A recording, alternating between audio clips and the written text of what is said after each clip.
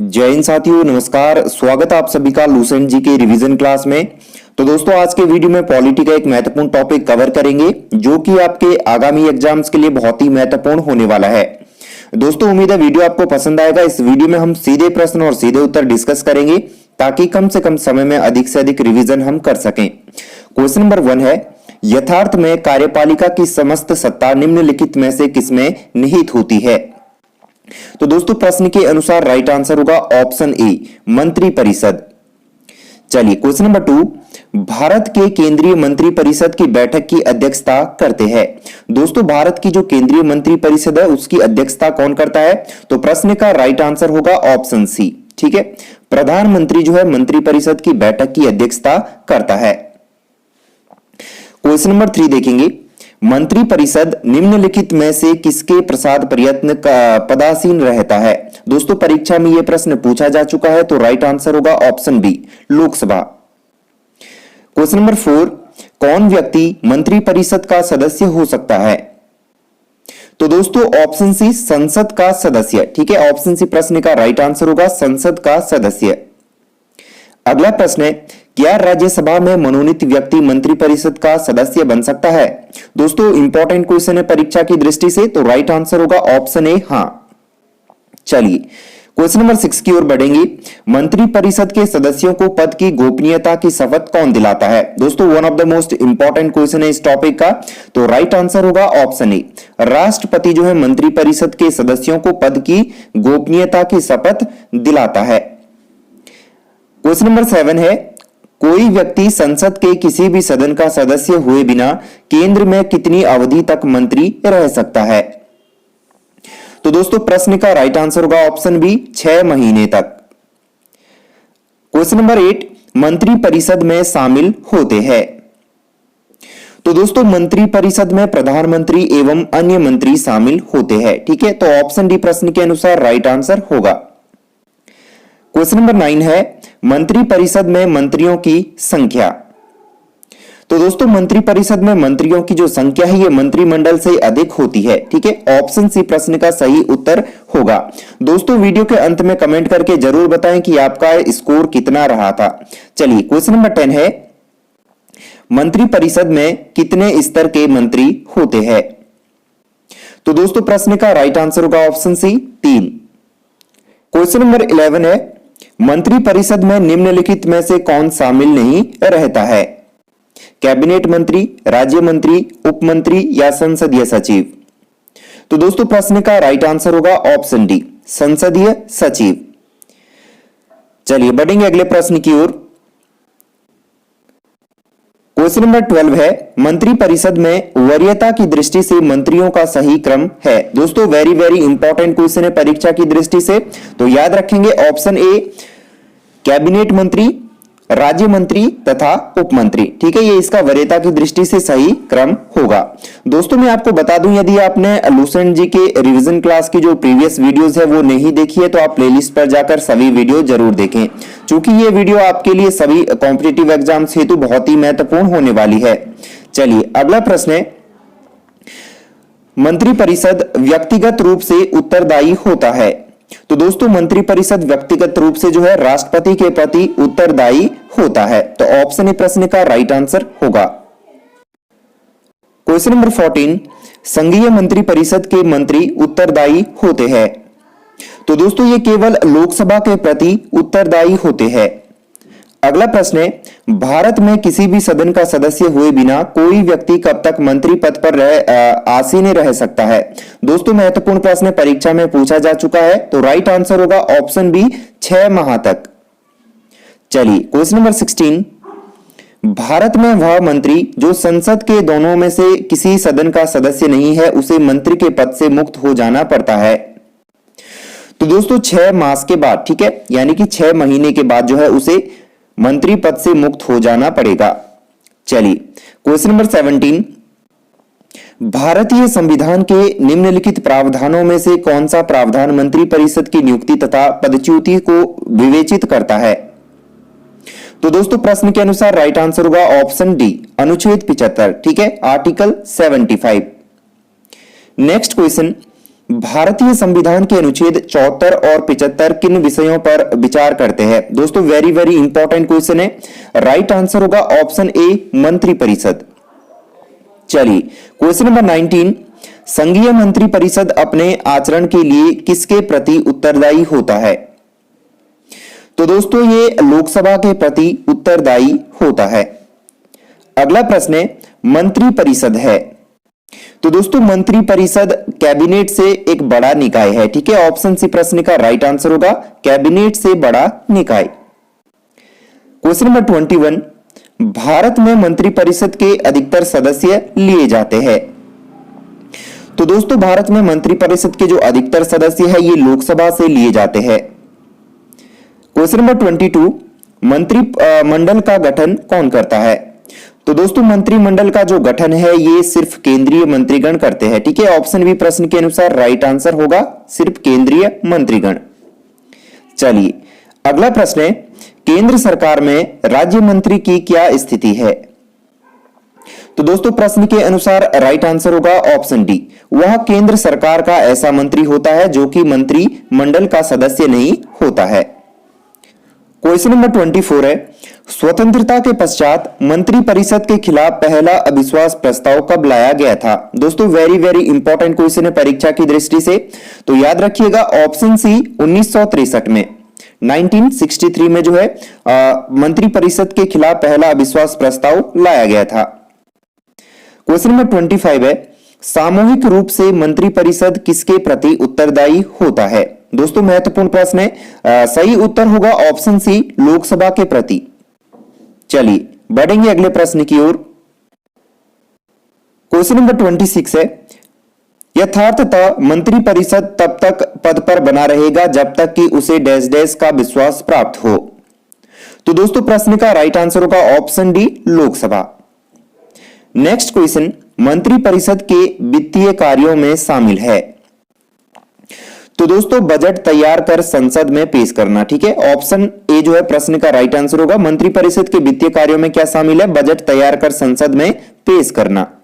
चलिए question number 28, यदि कोई मंत्री राज्यसभा का सदस्य है तो क्या वह लोकसभा में अपना वक्तव्य दे सकता है?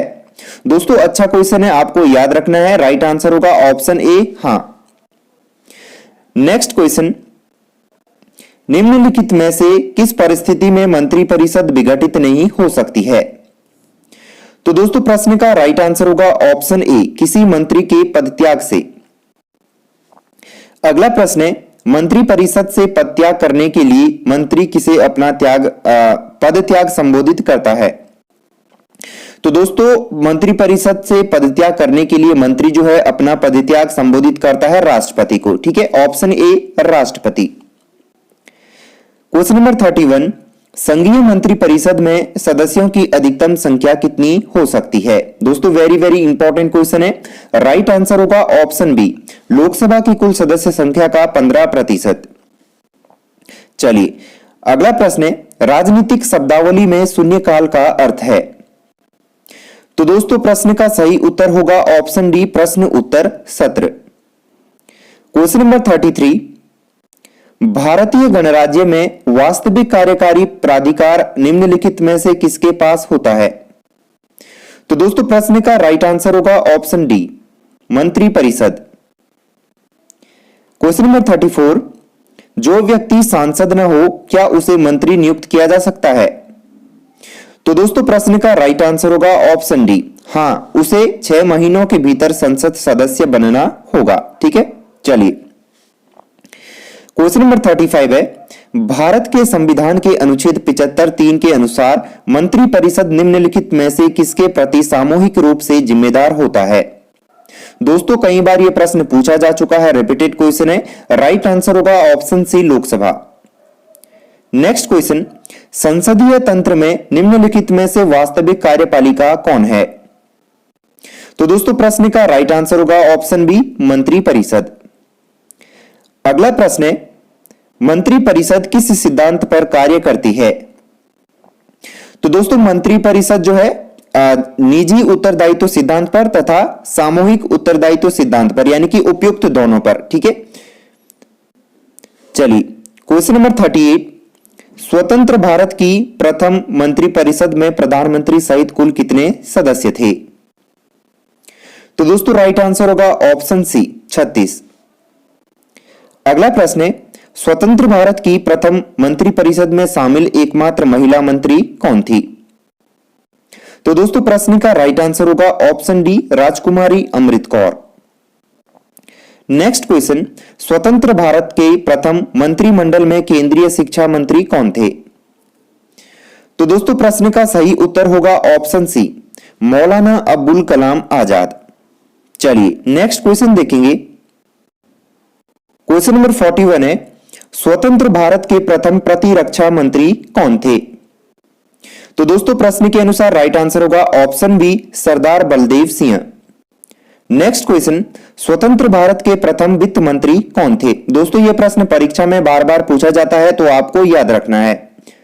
राइट आंसर होगा ऑप्शन ए आर के षणमुखम सेट्टी। ठीक है, चलिए क्वेश्चन नंबर 43 है, भारत में स्वतंत्रता के पश्चात प्रथम मंत्रिमंडल का कानूनी मंत्री कौन था?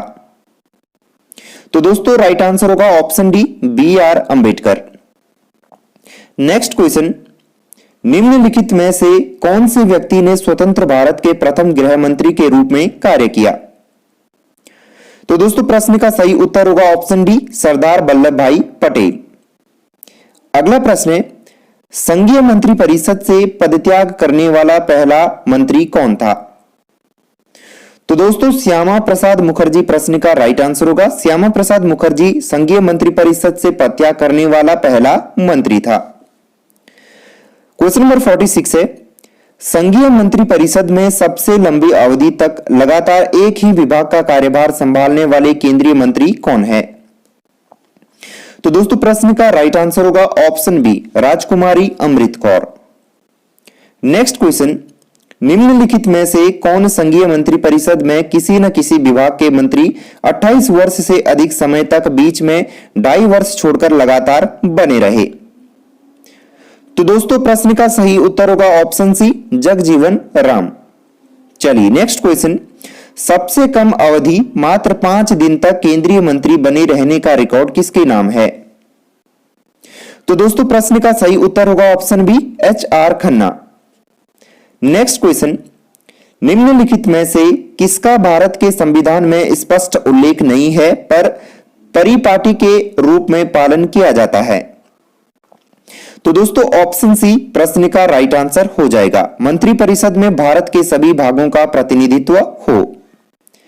नेक्स्ट क्वेश्चन, क्वेश्चन नंबर 50, केंद्रीय सरकार के संदर्भ में निम्नलिखित कथनों पर विचार कीजिए। चलिए ऑप्शन देखेंगे। भारत के संविधान में उपबंध है कि समस्त कैबिनेट मंत्री अनिवार्य रूप से केवल लोकसभा के ही आसीन सदस्य होंगे। दूसरा है, केंद्रीय कैबिनेट सचिवालय संसदीय कार्य मंत्रालय के निदेशाधीन कार्य करता है। उपयुक्त कथनों में से कौन सा या कौन से सही है? तो दोस्तों यहां पर प्रश्न का राइट आंसर होगा ऑप्शन डी। ठीक है, ना तो एक और ना ही दो। अगला प्रश्न देखेंगे, केंद्रीय सरकार के संदर्भ में निम्नलिखित कथनों पर विचार कीजिए। चलिए देखेंगे। 15 अगस्त 1947 को केंद्र में मंत्रालयों की संख्या 18 थी। दूसरा है, वर्तमान में केंद्र में मंत्रालयों की संख्या 36 है। उपयुक्त कथनों में से कौन सा सही है? तो दोस्तों प्रश्न का राइट आंसर होगा ऑप्शन ए केवल एक। क्वेश्चन नंबर 52, संघ सरकार के संदर्भ में निम्नलिखित कथनों पर विचार कीजिए। चलिए देखेंगे। कैबिनेट सचिव की सलाह पर प्रधानमंत्री द्वारा भारत सरकार के मंत्रालयों व विभागों का सृजन किया जाता है। दूसरा है,